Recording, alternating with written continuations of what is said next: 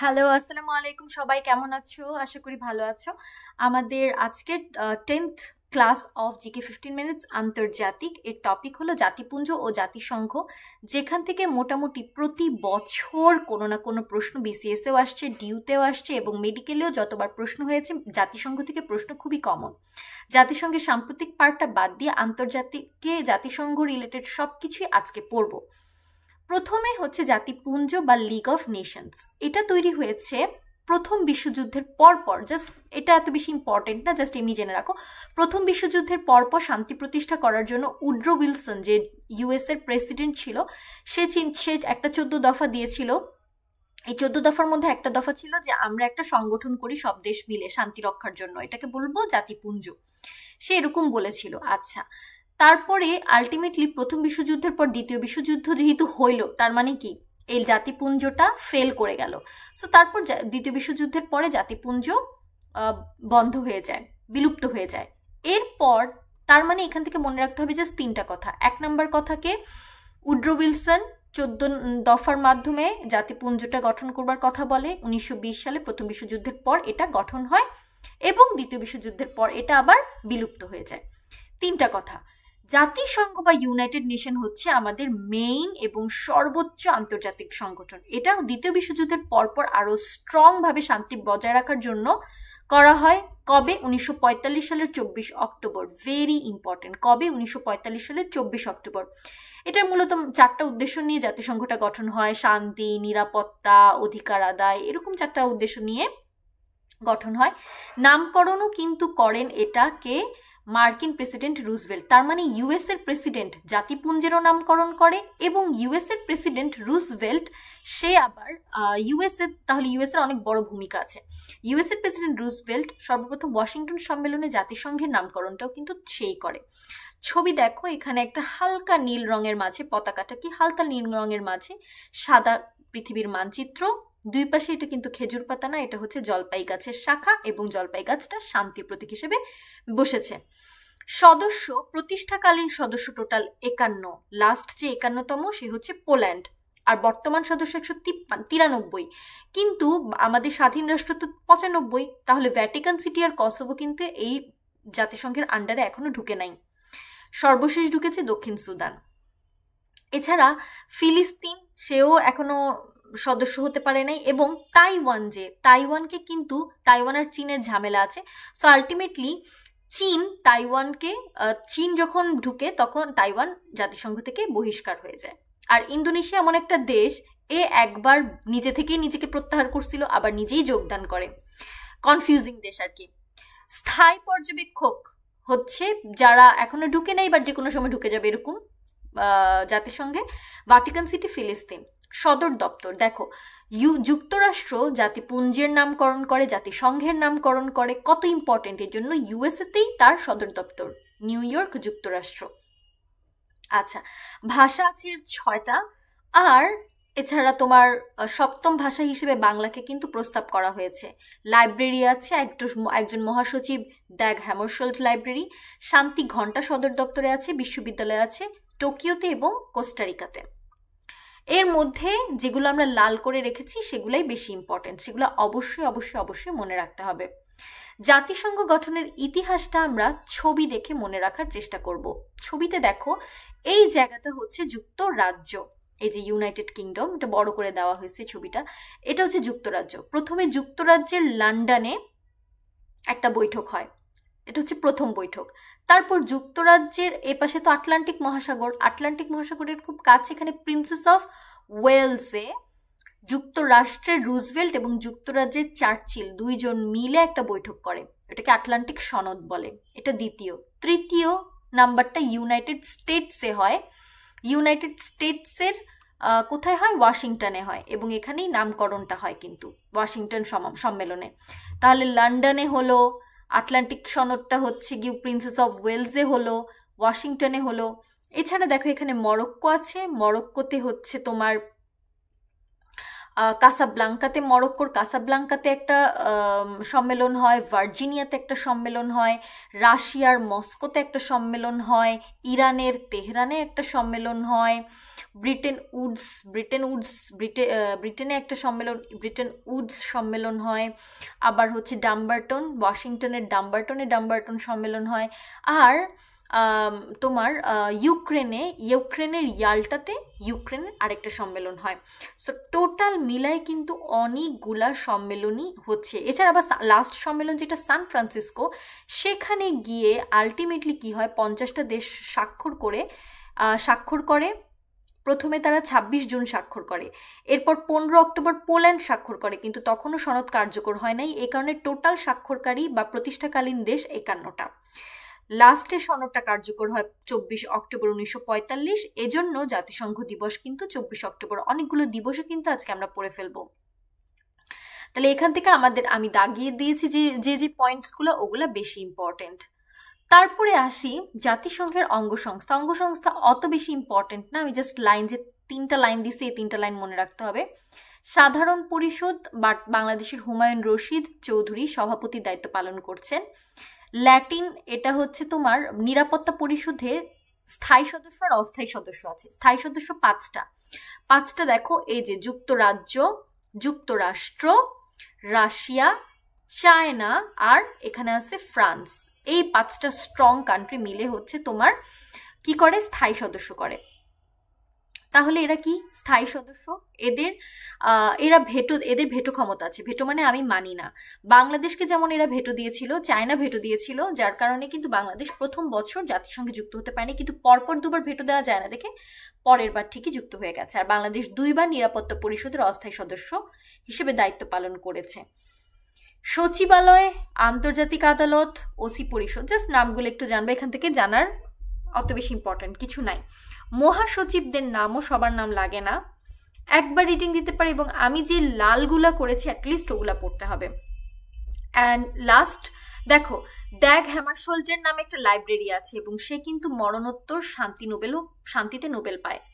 প্রথম বাংলাদেশের সফরকারী মহাসচিব হচ্ছে কুট ওয়েল্ডহেইম, আর 2বার বাংলাদেশের সফরকারী হচ্ছে বান কি মুন।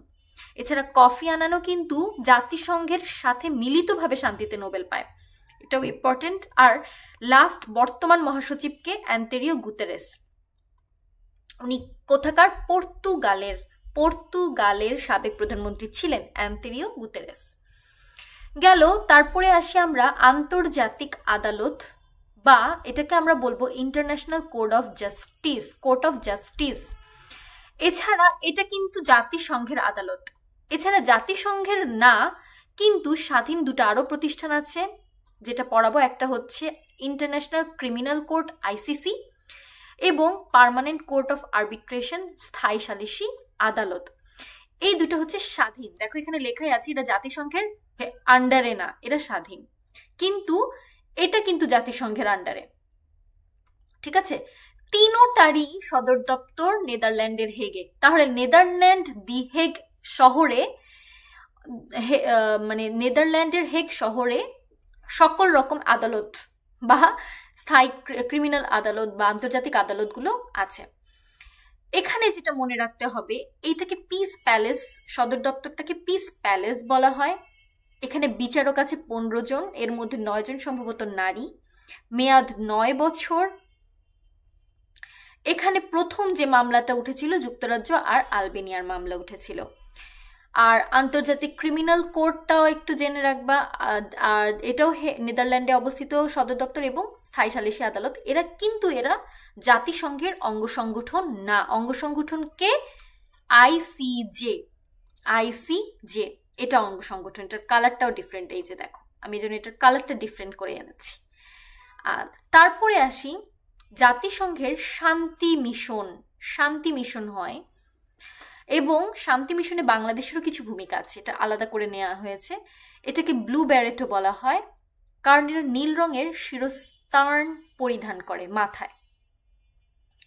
এটা হচ্ছে জাতিসংঘের শান্তিরক্ষী বাহিনী প্রথম গঠিত হয় UNTSO 1948 সালে আরব ইসরায়েল যুদ্ধের কারণে। তাহলে কেন শুরু হয়েছে? আরব ইসরায়েল যুদ্ধের কারণে। ঠিক আছে? এবং 1988 সালে শান্তিতে এই জন্য নোবেলও পায়। শান্তিরক্ষী বাহিনীর ভূমিকা কি বা বাংলাদেশের ভূমিকা? বাংলাদেশ বর্তমানে তৃতীয়, এটা কিন্তু চেঞ্জ হয়, কখনো প্রথম হয়ে যায়, কখনো দ্বিতীয় হয়ে যায়। একদম রিসেন্ট যেটা 26 মে 2024 আমি পেয়েছি, সেখানে তৃতীয়, নেপাল হচ্ছে প্রথম। কিন্তু বাংলাদেশ কিন্তু অনেক বছর প্রথমও ছিল, 2007 থেকে 15 পর্যন্ত প্রথম ছিল, 2020-এ গিয়ে আবার প্রথম হয়েছিল। অনেক মানুষও মিশনে গিয়ে বাংলাদেশি মারা যায়, 145 জনেরও বেশি মারা যায়। বাংলাদেশের প্রথম যে মিশনটা ছিল সেটার নাম হচ্ছে ইউনিমগ, ইরানের মিলিটারি অবজারভার গ্রুপ। আর নারী পুলিশ যোগদান করে 1999 সালে। বাংলাদেশ কয়েকবার যায়, 88-তে যায়, 89-তে যায়, 91-তে যায়, 99-তে যায়, 93-তে যায়, সো অনেকবারই যায়। আর জাতিসংঘের শান্তি রক্ষা মিশনের এশীয় কার্যালয়টা আমাদের ঢাকায় অবস্থিত, সো এটা খুবই ইম্পর্টেন্ট একটা তথ্য। এখানে যে জিনিসগুলো এনেছি সেটা হচ্ছে এমডিজি এখন আর হয় না, কারণ 2000 থেকে 2015 সাল পর্যন্ত ছিল, এটা ইম্পর্টেন্ট না। এসডিজিটা বর্তমানে চলমান, সেটা 2016 থেকে 2030 সাল পর্যন্ত। এখানে 17টা লক্ষ্যমাত্রা আছে, ঠিক আছে, 17টা লক্ষ্যমাত্রা আছে। এটা 2016 থেকে 30 সাল পর্যন্ত কার্যকর। তাহলে আমাদের বর্তমান কার্যকর কোনটা গোল হচ্ছে সাস্টেইনেবল ডেভেলপমেন্ট গোল, এসডিজি। মানবাধিকারের জন্য কি কি হয়? জাতিসংঘের মানবাধিকার চুক্তি আছে, 1948-এ হয়, এটা 10 ডিসেম্বর হয়, এবং এজন্যই কিন্তু বিশ্ব মানবাধিকার দিবস 10 ডিসেম্বর। তাহলে আমি কিন্তু দিবস দুটো পড়ে ফেললাম, একটা হচ্ছে জাতিসংঘ দিবস আর একটা হচ্ছে মানবাধিকার দিবস। এই জাতিসংঘের মানবাধিকার কাউন্সিলটা জেনেভাতে অবস্থিত। লন্ডনে যেটা সংস্থা আছে সেটার নাম অ্যামনেস্টি ইন্টারন্যাশনাল, এটাও আমরা খুব শুনি। অ্যামনেস্টি ইন্টারন্যাশনাল 1961-তে হয়েছে। আর প্রথম বিশ্ব নারী সম্মেলন করে জাতিসংঘ 1975 সালে মেক্সিকোতে। এই কয়েকটা তথ্য একটু এক্সট্রা মনে রাখার জন্য। আর আমাদের আজকের লাস্ট পড়া হচ্ছে জাতিসংঘের সাথে সংশ্লিষ্ট কিছু সংস্থা আছে। কিছু বললে ভুল হবে, সংস্থা অনেকগুলো আছে। তাহলে আপু আমরা কিভাবে এটা মনে রাখবো? তোমাদের প্রশ্ন আসতে পারে মনে যে আপু এতগুলো সংস্থা আমরা কিভাবে মনে রাখবো? বা সবচেয়ে ইম্পর্টেন্ট জিনিস হচ্ছে সংস্থাগুলো থেকে সবচেয়ে বেশি আসে সদর দপ্তর। সংস্থাগুলো থেকে সবচেয়ে বেশি আসে কি? সদর দপ্তর। তো সদর দপ্তর মনে রাখার আপু কিছু টেকনিক বলে দিব। প্রথম সংস্থাটা আমরা পড়বো যেটা, সেটা হচ্ছে ওয়ার্ল্ড ব্যাংক, বিশ্ব ব্যাংক। এই যে বিশ্ব ব্যাংক আর আইএমএফ, ওয়ার্ল্ড ব্যাংক আর আইএমএফ, এই দুইটা কি আমরা পড়েছি? এই দুটো হচ্ছে ব্রিটেন উডস সম্মেলন। এটা গত ক্লাসেও পড়েছিলাম, গত ক্লাসেও পড়া হয়েছে, আজকেও একটুখানি পড়েছি, তাই না? ব্রিটেন উডস, এটা কিন্তু গত ক্লাসেও আমরা পড়েছি, গত ক্লাসে দ্বিতীয় বিশ্বযুদ্ধের ওখানে পড়েছি, আবার দেখো আজকেও পড়েছি। ব্রিটেন উডস সম্মেলনে বিশ্ব ব্যাংক এবং আইএমএফ গঠনের সিদ্ধান্ত হয়। তাহলে বিশ্ব ব্যাংক আর আইএমএফ হচ্ছে, যেহেতু কি বিশ্বযুদ্ধের পরে টাকা পয়সার অনেক সমস্যা, ফাইন্যান্সিয়াল সমস্যাগুলো দূর করার জন্য এই দুটা সংগঠন হয়। তাহলে এটা কি? অর্থনৈতিক সংগঠন, অর্থনৈতিক সংস্থা। International world bank, international monetary fund. এই ওয়ার্ল্ড ব্যাংকের আন্ডারে আছে হচ্ছে তোমার আইএফসি, আইডিএ, এমআইজিএ, এই তিনটাও এরই আন্ডারে, কিন্তু ওয়ার্ল্ড ব্যাংকের আন্ডারে। আইএফসি হচ্ছে international finance corporation, international development association এবং multilateral investment guarantee agency, MIGA. এখন কথা হচ্ছে এরা প্রত্যেকেই টাকা পয়সা রিলেটেড কাজ করে। টাকা পয়সা রিলেটেড যে কোনো সংস্থা সদর দপ্তর ওয়াশিংটন ডিসি। তাহলে আবার বলছি, ওয়ার্ল্ড ব্যাংক, আইএমএফ এবং ওয়ার্ল্ড ব্যাংকের আন্ডারে যে আইএফসি, আইডিএ আর মিগা, এরা পাঁচটাই ওয়াশিংটন ডিসি, যুক্তরাষ্ট্রের সদর দপ্তর। প্রতিষ্ঠাকাল কি লাগবে? সব না, লাগবে না, কোনোটারই পড়ার দরকার নেই। যেটা লাগবে আমি ওটা আবার মূল কার্যক্রমে অ্যাড করে দিছি। সো মূল কার্যক্রমটা অবশ্যই একটু পড়বা। এই আইএমএফ, ওয়ার্ল্ড ব্যাংকের আগে নাম ছিল আইবিআরডি, এটা প্রথম ঋণ দেয় ফ্রান্সকে। ব্রেটন উডস সম্মেলনে এরা প্রতিষ্ঠিত হয়, এই দুইটা, ওয়ার্ল্ড ব্যাংক আর আইএমএফ। এবং আইএমএফ এর রিজার্ভ সম্পদের এককে বলা হয় স্ট্যান্ডার্ড ড্রয়িং কি জানি একটা, সো এসডিআর। তারপর প্রধান যে সে নির্বাচিত হয় ইউরোপীয় দেশ থেকে সাধারণত। আচ্ছা, আর আইডিএ যেটা, এটা খুব ইম্পর্টেন্ট, এটার আরেক নাম সফট লোন উইন্ডো, কারণ এটা ক্ষুদ্র ঋণ প্রদান করে। আমাদের ইউনুস সরকারে ক্ষুদ্র ঋণ খুব কমন, সো এই কোয়েশ্চেনটা আসতেই পারে। গেল, তাহলে আমি একটা দুইটা তিনটা লাইন দাগাইলাম, ভালো কথা। এখন যাই নিউ ইয়র্কে কি কি আছে। দেখো, নিউ ইয়র্ক যুক্তরাষ্ট্রে আমাদের মেইন যেটা ইউএন, ইউনাইটেড নেশনস, জাতিসংঘের সদর দপ্তর। সো ইউএন রিলেটেড সব কিছুই নিউ ইয়র্কে এর সদর দপ্তর অবস্থিত। একটু খেয়াল করি, UNDP, UNFPA, UN UNICEF, UN women, UNIFEM. এবং আরো মজার ব্যাপার, ইউএনডিপি যেটা ডেভেলপমেন্ট প্রোগ্রাম, উন্নয়ন করতেছি, এখানে মানসূচক উন্নয়ন, স্বল্পোন্নত দেশ, এই যে আমরা third world country, first world country, second world country বলি, এটা কিন্তু এটাই নির্বাচন করে। ইউএনএফপিএ পপুলেশন ফান্ড, মানে জনসংখ্যা তহবিল, জনসংখ্যা নিয়ে কাজ করে। এছাড়া শিশু আর নারী নিয়েও কাজ করে। কে? নারী নিয়েও যেসব আছে তারাও নিউ ইয়র্কে তাদের সদর দপ্তর অবস্থিত। শিশু তহবিল ইউনিসেফ, ইউনিসেফ আছে, ইউএন ওমেন আছে, আর ইউনিফেম আছে। এরা সবই কি নারী শিশু রিলেটেড, জনসংখ্যা রিলেটেড। আর ইউএনডিপি নিউ ইয়র্কে যুক্তরাষ্ট্রে, ইউএন এর সদর দপ্তরও নিউ ইয়র্কে, আবার ইউএন রিলেটেড শুরু হয় এরকম সদর দপ্তরও নিউ ইয়র্কে। ব্যতিক্রম আছে দুইটা, আপু একটু পরে ব্যতিক্রম গুলা পড়াবো। এখন আসি জেনেভা সুইজারল্যান্ডের কতগুলা সদর দপ্তর, যেগুলো আমি সব একসাথে নিয়ে আসছি, যেগুলো লাগবে তোমাদের। তো জেনেভা সুইজারল্যান্ডে হচ্ছে ডাব্লিউ দিয়ে রিলেটেড, দেখো WHO, উইপো, WMO, WTO এরাও আছে। আর ইন্টারন্যাশনাল লেবার অর্গানাইজেশন ILO এ আছে। ইউএন রিলেটেড বলছি না, দুইটা ব্যতিক্রম, UNHCR, UN সিতাদ। এবং মানবাধিকারটাও কিন্তু জেনেভাতে অবস্থিত। মানবাধিকার যে হাই কমিশন বা মানবাধিকার সংস্থা, সেটাও কোথায়? জেনেভা সুইজারল্যান্ডে অবস্থিত। তাহলে ডাব্লিউ রিলেটেড সবই কি সুইজারল্যান্ডে। এছাড়া প্লাস ইউএন দিয়ে দুইটা জিনিস আছে, একটা হচ্ছে UNHCR, কেন? কারণ শরণার্থী, হাই কমিশন, মানবাধিকার, সব রকমের হেল্প রিলেটেড জিনিসপত্র। আর শ্রম, আন্তর্জাতিক শ্রম সংস্থা এবং বাণিজ্য ও উন্নয়ন সংস্থা, এরা কোথায় আছে? এরা হচ্ছে জেনেভা সুইজারল্যান্ডে। এখান থেকে আমরা কয়েকটা দিবসও পড়ব। বিশ্ব স্বাস্থ্য সংস্থা, তাহলে বিশ্ব স্বাস্থ্য দিবস 7 এপ্রিল প্রতিষ্ঠা হয়েছে, এই কারণে 7 এপ্রিল বিশ্ব স্বাস্থ্য দিবস। বিশ্ব মেধা সম্পদ দিবস 26 এপ্রিল, উইপো হয়েছে 26 এপ্রিল, এর জন্য বিশ্ব মেধা দিবসও 26 এপ্রিল। এরাই কিন্তু জিআই পণ্য স্বীকৃতি দেয়। আমাদের দেশ যে ইলিশ মাছ, জামদানি শাড়ি, এত কিছু যে স্বীকৃতি পেল, এরাই কিন্তু দিয়েছে।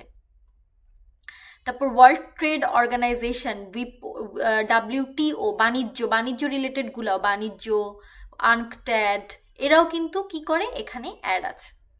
আচ্ছা, তারপর দেখো শ্রম ILO এই শান্তিতে নোবেল পায়।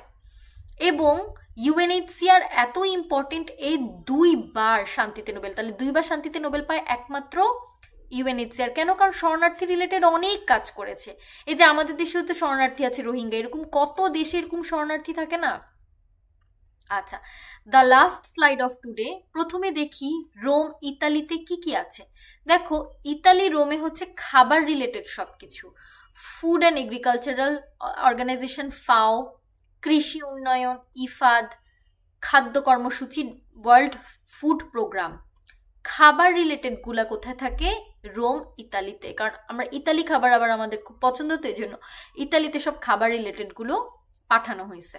আচ্ছা, এখন আসি 4টা যেটার কোনো ভিত্তি নাই, এমনি মনে রাখতে হবে কষ্ট মষ্ট করে। 1 নাম্বার হলো অস্ট্রিয়া ভিয়েনা। ভিয়েনাতে বেসিক্যালি আণবিক শক্তি, পারমাণবিক শক্তি রিলেটেড জিনিসগুলো ভিয়েনাতে, এই জন্য IAEA এটাও ভিয়েনাতে অবস্থিত। প্যারিস ফ্রান্স, এটা তো আমরা কখনো ভুলতে পারবো না, ইউনেস্কো সদর দপ্তর, দ্য মোস্ট ইম্পর্টেন্ট। ইউনেস্কো কত কিছু আমাদের, কত রকমের স্বীকৃতি যে দিয়েছে। এই UNESCO, united nations educational scientific and cultural organization, কিন্তু ব্যতিক্রম জায়গায় সদর দপ্তর, প্যারিস, ফ্রান্স। এছাড়া দেখো UNEP সে নাইরোবিতে, আর UNFCCC সে জার্মানিতে। এই 4টা ব্যতিক্রম পড়লাম, ঠিক আছে? বাকিগুলা কিন্তু এমনি মনে রাখা যায়, এমনি যেভাবে মনে রাখা গিয়েছে ওভাবে পড়াই দিছি। আর এই চারটা কি পড়লাম আমরা, ব্যতিক্রম পড়লাম। আনক্লস এটা আমরা এমনি যে বাংলাদেশের পড়ানোর সময় পড়ি, তাই না? আমাদের মায়ানমারের সাথে যে হয়েছিল, প্রবলেম হয়েছিল, সেটা সমাধান করেছে আনক্লস। আর এটা খুবই ইম্পর্টেন্ট, নারীদের বৈষম্য দূর করার জন্য সিড মানে convention of elimination of all forms of discrimination against women. Seed খুব ইম্পর্টেন্ট, সিড দিবসটাও খেয়াল করতে হবে 3 সেপ্টেম্বর। এবং এটা আমাদের দেশে এটাকে অনুমোদন করে 1984 সালে। আর 3 জন সদস্যও হয়, সালমা খান, ফেরদৌসারা, ইসমত জাহান। সো এই লেখাটা পড়তে হবে। কোপ রিলেটেড কিছু সাম্প্রতিক তথ্য আছে, এটা আমি সাম্প্রতিক ক্লাস ইনশাল্লাহ পড়াই দিব। আর বাকিগুলোর মেইনলি সদর দপ্তর, মানে 90% কেসে সদর দপ্তর। প্রশ্ন দেখলে দেখবা সদর দপ্তর সদর দপ্তর সদর দপ্তর। আর একটা দুইটা জিনিস আছে সেটা মূল কার্যক্রম পড়লেই হয়ে যাবে, প্রতিষ্ঠাকাল অ্যাকচুয়ালি লাগবে না, জাস্ট যেগুলার দিবস আছে সেখানের ডেটগুলা লাগবে। আশা করি তোমরা বুঝতে পেরেছো। আমি স্লাইডটা খুব সুন্দর করে বানাইছি, বাট এটা পড়তে একটু কষ্ট, বাট যখন পড়ে ফেলবা তখন দেখবা যে কত বড় একটা বোঝা মনে হবে যেন মাথা থেকে নেমে গেছে, বিকজ জাতিসংঘ অনেক ইম্পর্টেন্ট।